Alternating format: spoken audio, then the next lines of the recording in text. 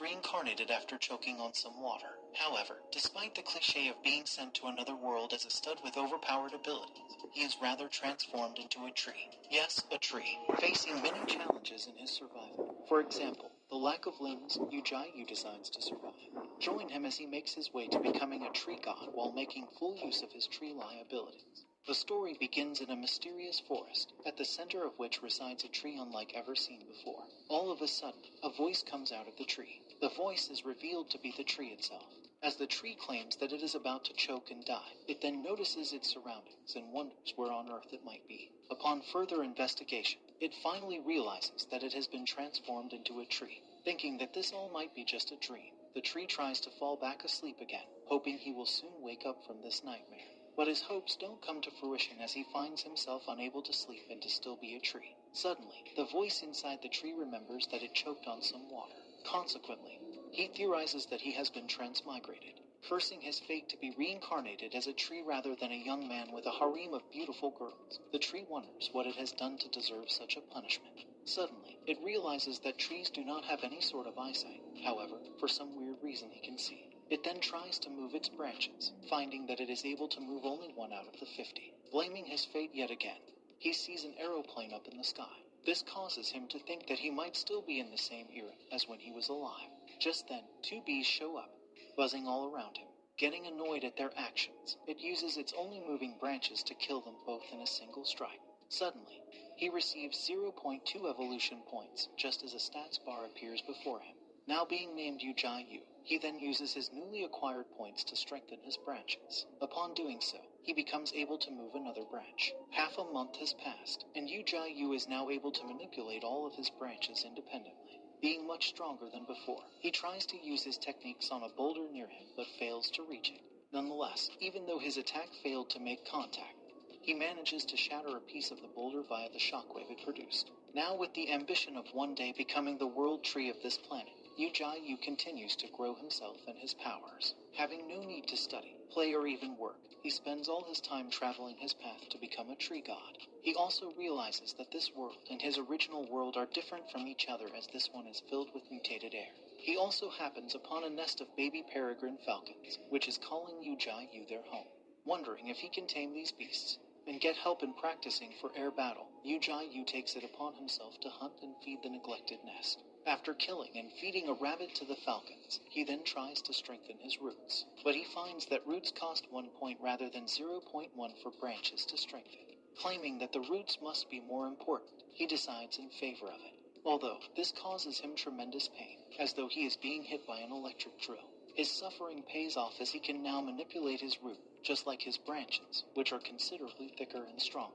As such, he then tries to move with the use of his root, but finds the experience to be even more painful. While claiming that he has to strengthen all his other roots to protect his trunk, his heart, and his lifeline, he suddenly hears some movement in the distance and prepares for battle. Yujayu finds that the movement was caused by a fox. Although injured, the beast is still barely alive. However, upon examination, he finds that the fox has been poisoned somehow. Hesitant to feed this poisoned meat to the falcons, Yujayu contemplates about what he should do when he learns that his sap has the ability to detoxify and heal.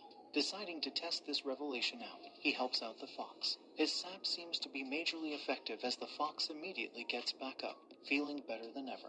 Furthermore, Yujayu then decides to kill the beast in order to get more points. Despite his malicious desires, he is forced to stop his attack when the fox quickly becomes affectionate towards him.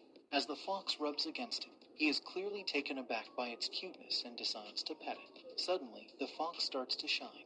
Yujayu learns that this beast is now evolving thanks to consuming his branch's sap. Transforming to be bigger, the evolution surprises Yujayu, but he gets more surprised when 2 girls show up. The girls set up a small altar at Yujayu's trunk, revealing that the father of these girls was buried under him. After a quick prayer, one of the girls drags the other to a nearby lake, preparing to take a shower, while our perverted tree friend tries to peek at them undressing.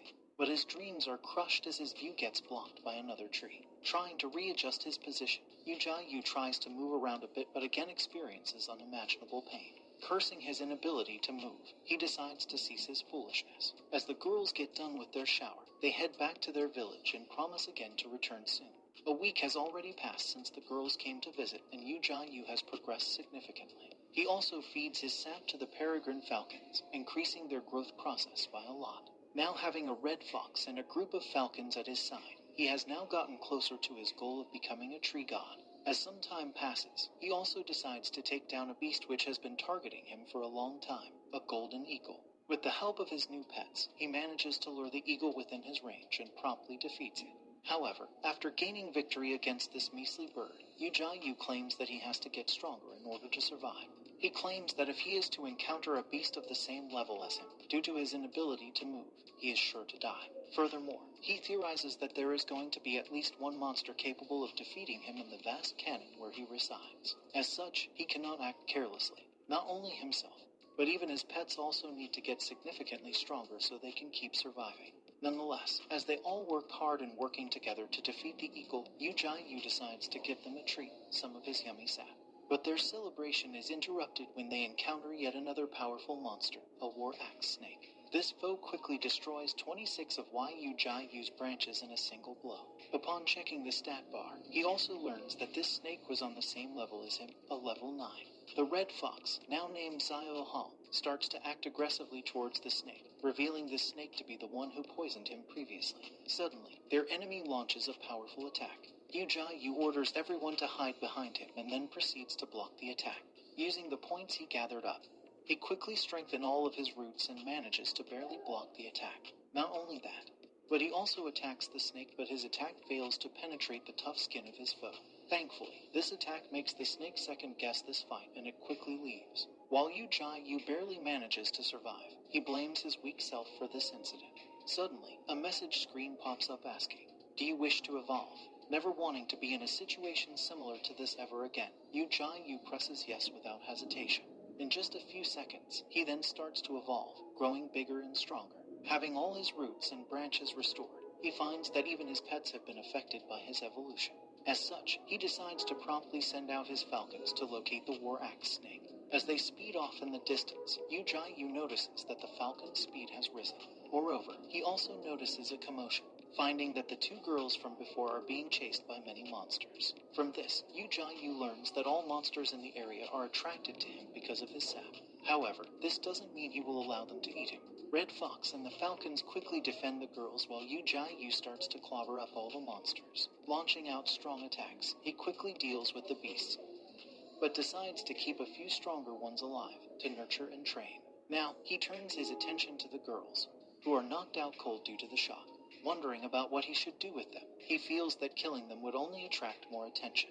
As such, he decides to use another method. As the girls wake up, Yu claims that he is the father of these sisters, via writing. The girls don't believe this, reasonably so. As such, the younger girl tells Yu to reveal her greatest secret, something she only told her dad. Thanks to the stats bar, he is able to provide this information to her. Meanwhile, inside his mind, Yu claims that in the time since he has been reincarnated in this world, maybe their father's soul, who was buried underneath him, and his soul got fused together. Finally, the girls get convinced by his words. They also reveal that because of an unknown element in the air, known as spiritual energy, all living creatures have started to now evolve. But Yu has some more problems on his hands, more like his roots. He has to tame the monsters he decided to not kill. However, he decides to do something else first, opening his status window and beginning his new enhancement to become stronger. After sending Xiao Ling, the younger sister, and Xiao King, the older sister, down the mountain with Red Fox, he quickly gets to enhance himself. The next morning, Yu is now stronger than ever before. Moreover, he has acquired new effects and techniques. In addition, thanks to his roots growing deeper in the ground, they have reached an underground river filled with spiritual energy. Delighted at his fate, he finds that the Falcons have returned from their search of the war axe snake, empty-handed. As he finally starts to discipline the beasts he captured the day before, his daughters return to visit. Seeing the beasts injured, the sister quickly treat their wounds, much to Yu's surprise. This experience makes him think that maybe it's alright to relax once in a while. However, in the background, a sinister yet shadowy figure of the war axe snake is seen, giving an evil grin. Half a month has passed since the sisters discovered Yu. They once again venture into the forest to visit their father. Red Fox, much like always, heads down to pick up the sisters and helps them reach Yu's location. As they ride on Red Fox's back, they suddenly get intervened by the War Axe Snake, who launches a powerful attack towards them. Meanwhile, Yu continues to hoard up points, killing all the beasts he lures in thanks to his pets. Finally, today he manages to gather up a huge amount and as such decides to enhance some of his roots to level 2. Despite it costing a whopping 100 points, he accepts this deal only to find his root has transformed significantly. He tests out his attack, claiming the after effects look like a scenery from hell. While doing so, he wonders why it is taking Red Fox so much time in such a short journey. On the other hand, the War Axe Snake is seen dripping with blood. Worried about the girls and Red Fox, Yu sends out the falcons to locate them. Just then, Red Fox, in a near-death state, fumbles towards Yu. He quickly heals it using his sap, questioning why he is alone and where the girls are. Suddenly, in the distance, he sees the snake, smirking and playing with Xiao Ling's dead-like body. Overcome with rage, Yu uses his strongest root to attack the snake, managing to snatch away Ling's body before the snake devours him. Understanding his little chance of victory, the War Axe Snake quickly retreats. Meanwhile, Yu forcibly gives Ling her sap and life essence, but she shows no signs of progress. Despite using all his points, Ling still doesn't wake up. Moreover, Xiao King is nowhere to be seen. As such, Yu then sends her down the mountain to her villager, where the villagers treat her but to no avail. After hearing of her condition from his falcons, Yu, along with all his pets and monsters, furiously prepare to take his revenge on the snake. All of Yu's pets gang up on the War Axe Snake. Despite their obvious difference in strength, they all continue to attack the snake. Injured and bruised, still they all push forward while thinking of nothing but revenge. Nonetheless, the snake is still too powerful. Suddenly, Red Fox confronts the snake. Resolving himself to finally tear apart this snake, Red Fox rushes into attack, caring not for his own life. Snake also realizes the rage within Red Fox, deciding to kill him no matter what. They both start to clash, attacking each other repeatedly. As they both start to receive damage, the falcons also show up. They all, along with Red Fox, attack the snake furiously, demanding he returns the sisters' lives. The falcon uses a self-sacrificing attack called Bullet Dive, in which they reach speeds higher than their body can handle to attack their foe. As strong sadness flows through the air, the pets remember their reason for this fight and rush to attack. Using their combined strength, and the sacrifices and efforts of their peers, they manage to push back the axe snake, slowly but surely. Nonetheless, the snake still continues to fight back with all his might, not wanting to die. However, all of this is calculated in Yu's plan, as he reveals that he has used his pets to lure the axe snake within his reach. Upon noticing Yu, the snake immediately tries to flee, realizing he is no match for him. In spite of this, Yu easily captures his foe, giving it a hard blow. Henceforth, Yu proceeds to smash the snake on the ground, finally killing it once and for all. As the survivor amongst his beasts gathers up to witness the demise of their foe, Yu continues to senselessly beat the lifeless snake, proclaiming he has no right to rest. While crying their eyes out, he and all his beasts mourn the loss of Xiao Ling and Xiao King. Yu claims in this world of the strong devouring the weak, the sisters' life will nourish new ones and make them all stronger. But this sadness within them all is not unreasonable. Soon after the battle ends, Yu thanks all the beasts for helping him take revenge. He also offers his sap to all of them as a parting gift. He announces that everyone present can leave if they wish to do so. Among the beasts, which involves a cow, monkey, crane, and a pack of tempest wolves, drink the sap and they immediately level up. As Yu expresses his happiness at their growth, he claims he is excited to see their progress in the future. Surprisingly, none of the beasts decides to leave, deciding to stay with him instead. Delighted to no end, Yu promises to help them get stronger and make sure they don't die. Soon after, he then assigns a task to all the beasts, forming a strong foundation. Everything is back to normal, until one day, when a shining orb of light appears in front of Yu, containing a humanoid figure. This glowing orb is revealed to the mutated soul of Xiao King. Yu also learns that his branches have a special ability to nurture souls. As such, he decides to do so with Xiao King. He surrounds the soul with his branches, as a gentle voice asks who she is. He tells her that she is Xiao King, a person important to him. Suddenly, she starts to get a headache, stating that a stream of sadness is entering her mind. In addition, she claims that this is a great exhaustion on her body. This statement makes Yu wonder about the possibilities. As such, he comes up with an insane idea. He proceeds to ask Xiao King's soul whether she can live inside Xiao Ling's body, as Ling herself. In this world, humans have now formed an organization to deal with and study spiritual energy and these mutated monsters. Furthermore, Humans who have a special ability to manipulate spiritual energy have also appeared. These humans, upon awakening, are given the title of special beings. A similar human named Yan Gaoyun, along with the chief of this organization, Chen Yang, make their way to Yujiayu after learning of a strong presence there. Meanwhile, Yujiayu decides to set up a smokescreen of fog and illusions to keep out other humans. However, he soon feels the presence of Yan Gao and his companions enter the fog.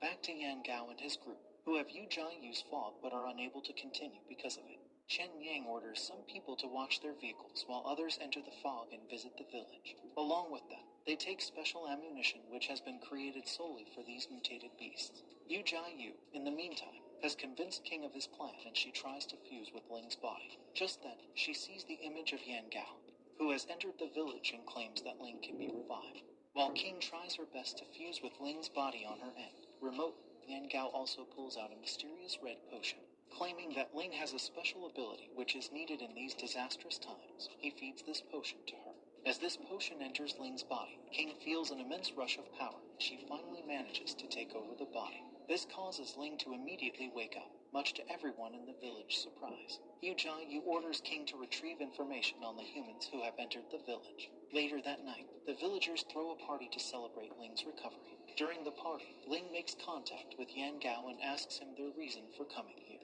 He reveals that mutated beasts were spotted here via a satellite and they are here to do some research. Luckily, Yan Gao and his team haven't yet learned about Yujiayu's presence. The next day, the group leaves heads out. Before their departure, Yan Gao asks Ling's grandfather to let her accompany them, claiming he will see to it that she is looked after. Her grandfather agrees, having no other choice. The group then decides to pick up Ling on their return and makes their way into the forest. However,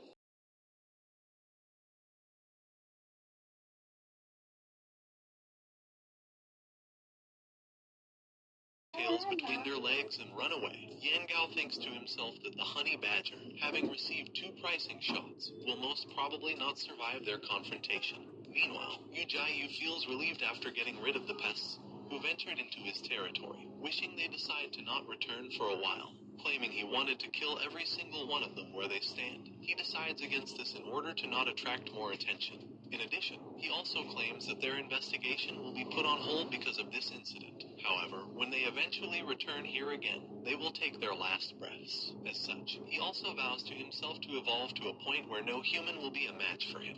On the other hand, Xiao King is still controlling Xiao Ling's body, revealing to have left with the other team. Xiao King asks Yujiayu if she will have to live in this body from now on. He replies in an affirmative, delighted that this may prove to be a wonderful opportunity to break into the human race and gather as much info as possible. As Xiao Ling travels with the young men of the team, they get bewitched by her beauty and fall head over heels for her. Suddenly, as Xiao King reaches her limit, Ling goes back to sleep, prompting the men to name her Sleeping Beauty. Xiao King, in the meantime, is thoroughly exhausted after controlling Ling's body for over 15 hours straight. To help her recover faster, Yujiayu gives her some of his life essences, hoping it will also increase her control time. As Xiao King gladly partakes, the resto Yujiayu's injured pest also show up. Honeybanger looks to be on the verge of dying, and as such Yujiayu claims that giving the badger his sap will only worsen his condition. Therefore, using his roots and branches, he locates a water source and creates a small lake in front of him. Using this lake's water, he then adds his life essence to it. As such, the pets get to have a relaxing break playing in the water while healing in the process. As some time passes by after the whole forest ordeal, back at the Special Organization Research Institution, Yan Gao gives the report to his superior. His superior, an old and long-bearded man, claims that Yan Gao and his group encountered a tough foe this time. Yan Gao claims that the change in the mountainside is certain, adding there is numerous powerful mutated beasts there. He also tells him about the presence of the thick fog there, revealing that, in his opinion, the mist has the ability to affect the human mind and spirit. Nonetheless, there is still no explanation for this phenomenon yet, ordering Yan Gao to put the forest in the yellow warning area, as the fog isn't very dangerous. He also tells him to keep an eye out for any abnormalities in the area. Moreover, if any do occur, he is to immediately put the zone into the red hazard area. Yan Gao accepts this task and heads to leave when his superior asks him about the girl he brought back, Xiao Ling. Yan Gao excitedly replies that Ling has a fire elemental talent and reveals that she might be the strongest amongst her generation. Being out in the yellow area, Yu Jiayu is considered lucky as, even though the nation has surveillance over it, this area is still dispensable. Back in the forest, Red Fox and Honey Badger are having a spar while the rest watch them fight. However, Red Fox is stronger and ends up winning. Yu Jiayu is also feeling relieved after no one else was sent over, thinking it would be better if they never returned. He gets approached by the Tempest Wolf Pack. They have brought live animals for Yu Jiayu to kill so he can gain points. Glad to have tamed all these beasts, Yu Jiayu is overjoyed at the advantages they give him. As such, while the monsters eat the dead animals, he checks out he can upgrade currently. Having 172 evolution points saved up, Yu Jiayu decides to strengthen half of his branches even more. As he does so, he finds that in addition to getting stronger, he has also gained new abilities such as paralysis and stun. Unable to wait, he decides to test out his new powers and hits the Honey Badger with the attack. However, the Badger quickly gets back up again, calling this ability a scam and demanding his points back. He gets angry when King reveals that honey badgers are born with anti-toxic properties. Surprised at her arrival, he questions her why she is here. King reveals that it is extremely boring at the special organization, as they don't allow her to do much of anything. Furthermore, according to Yan Gao, she has to pass a test in order to enter the Spiritual Power Research Institute. In addition, she claims that if she fails, she will have to go back, leaving Yu Jiayu concerned. In order to motivate her, he decides to bribe her with some life essence, and she gets fired up. In a serious expression, King also vows to not fail, stating she will do whatever is necessary if someone is to get in her way. As the fated day of the test arrives, Yan Gao accompanies Xiao Ling to her test area. On their way, he also explains that the two reasons for the creation of the institution are to study spiritual power and cultivate super beings. As they reach the hall, a lot of other people are also present to take the test. Soon after, Yan Gao's superior, revealed to be the director of the special organization, addresses the crowd. He announces that the world is changing drastically, and as such, in order to keep humankind alive, they will have to adapt and evolve as per the situation. If not, their kind will be in jeopardy, adding that this place was created solely for this reason. He pumps up the recruits, telling them to open up a new era. And so, the testing finally begins with a power test being the first. As students check tier power level, the results seem to be somewhat lacking in comparison with the first generation. Suddenly, one girl named Yan Lingling steps forth as per her turn. As she tests her power level, she leaves the examiner shocked, revealing her level to be 2000, a high-class and terrifying level. Her capabilities, and adjacent to her spectacular looks, quickly makes her the talk of the school, as others praise her profusely. At last, it's finally Xiao Ling's turn. As she heads towards the area, both Yan Gao and the director watch her intensely. As she starts with the test, her strength immediately becomes evident. Reaching a level of 5,000, her strength is unlike anything he's ever seen before. This makes even the director speechless while the crowd goes apeshit. However, this is not the end as the number continues to go higher, eventually stopping at around 6,000. Ling also managed to destroy the testing machine in the process, leaving Lingling bewildered at what she just witnessed. Despite this, the examiner continues with the process. The second round is revealed to be the aptitude test. Moreover, the students are segregated into high and low classes and then sent to the test site via portals. As Ling and Lingling are both high class, they now have to act as a team. Upon entering the portal, they find themselves faced with Yan Gao, who claims that the test is managing to lay even a single hand on him. By doing this, they will gain victory. Meanwhile, back in the forest, Yu Jiayu enjoys his tranquil time in nature. However, he suddenly smells something funky. Upon looking at his surroundings, he learns that Honey Badger has just pooped right next to him. As he beats him up, Yan Gao easily defeats all the students. As he mocks them for being weak, he claims that they will all be eliminated if they keep up this embarrassing effort. Ling and Xiao Ling, being the only two left standing, continue to face Yan Gao despite being exhausted and fatigued.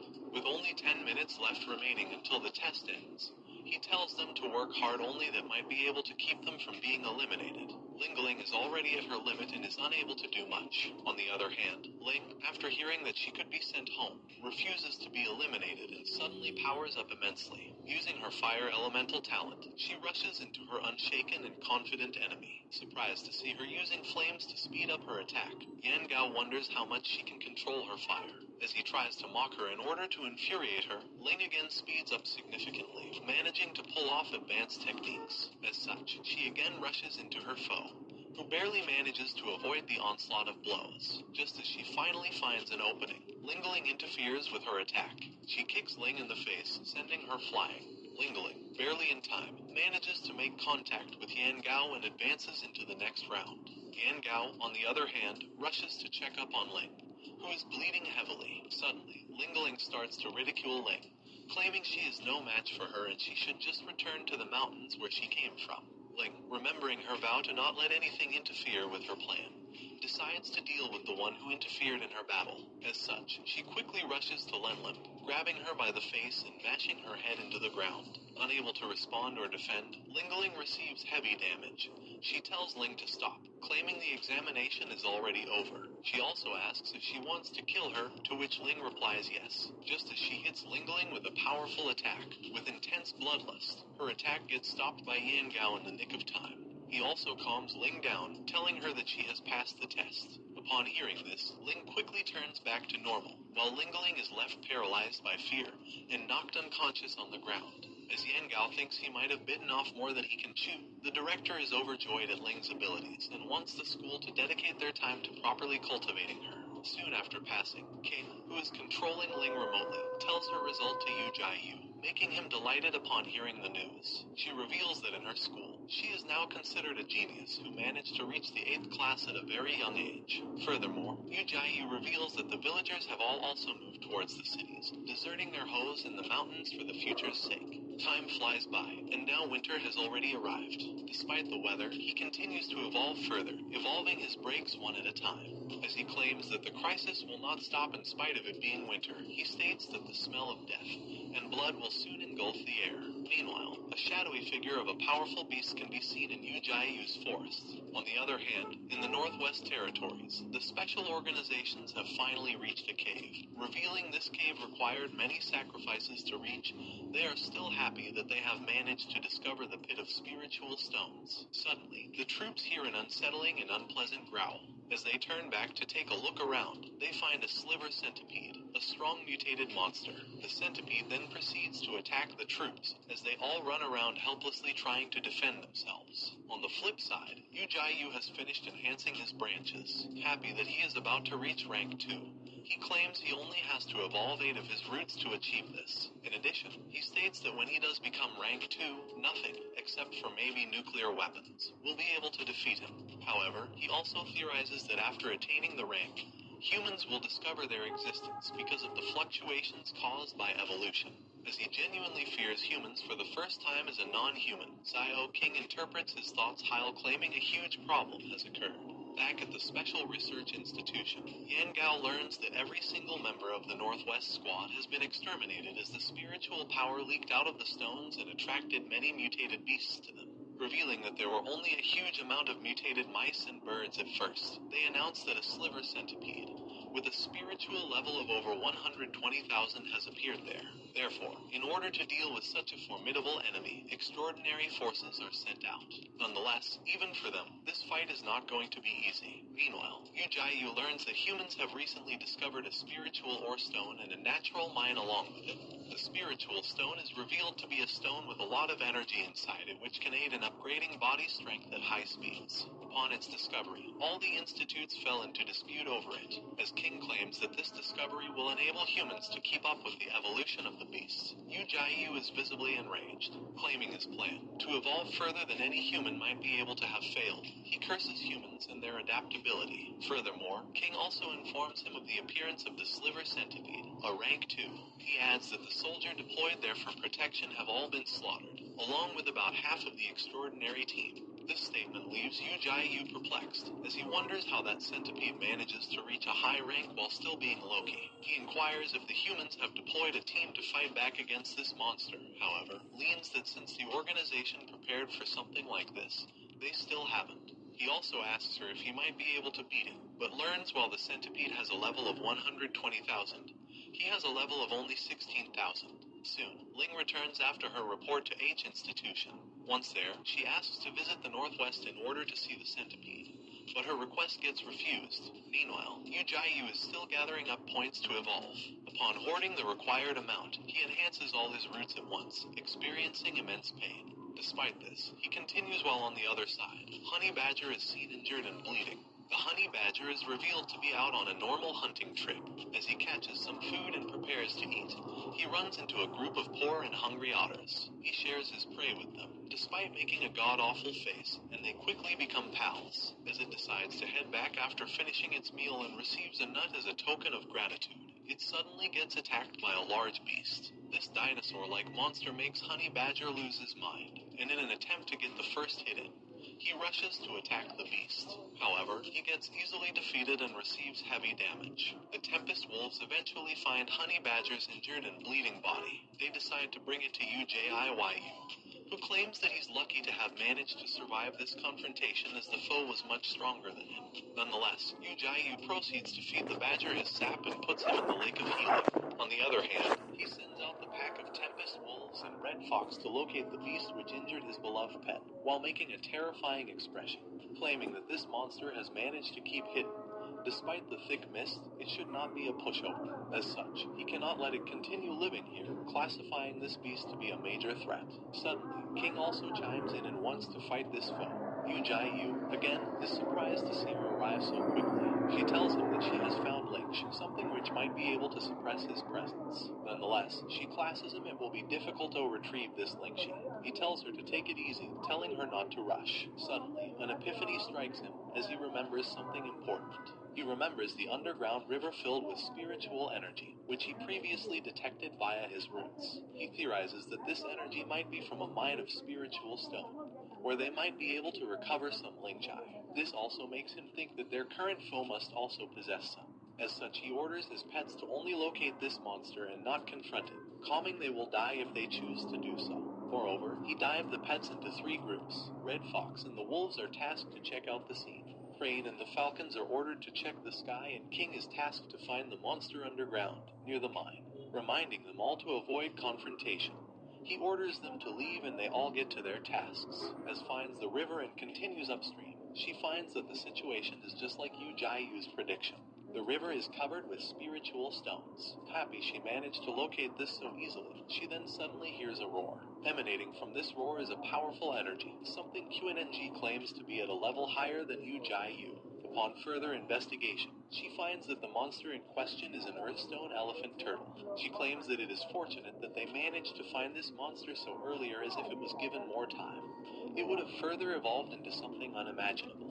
Upon closer inspection of the surroundings, she finds a blood grass, a companion of the spiritual stone, and the most important treasure in order to advance. Feeling that these gerbs will prove to be quite beneficial for her master, she decides to take some back with her. Suddenly, just as she is picking the herb, she gets attacked by the elephant turtle. King is perplexed and questions how on earth this beast can see her, claiming it might be because it has already ranked up. Nonetheless, she tries to defend herself against this powerful opponent and launches an attack.